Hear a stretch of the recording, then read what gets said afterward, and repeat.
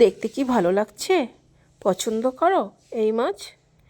তাহলে বেশি বেশি লাইক দাও, ভালো ভালো কমেন্ট করো, আর যদি নতুন হয়ে থাকো তাহলে সাবস্ক্রাইব করে আমার পাশে থাকো। ভাবছো এটা পুকুর থেকে ধরে আনা? একদমই না, এটা বাজার থেকে। তবে হ্যাঁ, পুকুর থেকে ধরে আনার মতনই টাটকা একদম। দেখো মাছটা ভালো করে কেটে নিয়েছি, দেখো মধ্যে কতটা তেল পেটের মধ্যে। কেটে এবার দিয়ে দিলাম হলুদ, দিয়ে দেব নুন, তারপরে একটুখানি কাঁচা পাকা লঙ্কা বাটা, দিয়ে দিলাম কর্নফ্লাওয়ার, কেননা মাছটা যেন ভেঙে না যায়। মাছ ভেঙে গেলে রান্না করার মজাটাই থাকে না, একদম রাগ ধরে যায়, রান্নাটা একেবারে খালে চলে যায়। যাই হোক, এবার সুন্দর করে দেখো মাছটা নড়ে উঠেছে, তার মানে কতটা টাটকা। মাছটা আমার কমপ্লিট হয়ে গেল ভাজা।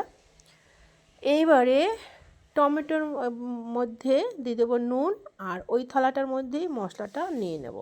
দেখো দিলাম আদা বাটা, জিরে বাটা, লঙ্কা বাটা, হলুদ, আর টমেটোর মধ্যে নুন আগেই বলেছি।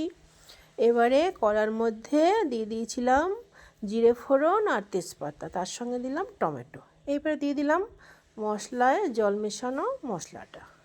বেশ ভালো করে নেড়ে চেড়ে কষানো হয়ে গেলে দিয়ে দেবো জল। ফুটে উঠতে না উঠতেই দিয়ে দেবো মাছ। প্রায় রান্না শেষ। ও হ্যাঁ, ধনেপাতা দিতে ভুলে গিয়েছিলাম, এখন দিয়ে দেবো ধনিয়া পাতা, একদম চিলো চিলো সরু সরু যে পাতা সেটা, খুব সুন্দর গন্ধ এটার। আর এইবারে দেবো ছোট্ট একটা দারচিনি। এটা দিলেই আমার রান্না কিন্তু একদম কমপ্লিট। আর যদি ভালো পছন্দ করো তাহলে চলে এসো আমাদের বাড়িতে, আর যদি না আসতে পারো তাহলে আমার ভিডিওটা দেখো, আর ভালো ভালো লাইক কমেন্ট করো আর শেয়ার করো। সবাই ভালো থেকো, সুস্থ থেকো, আবার দেখা হবে, টাটা।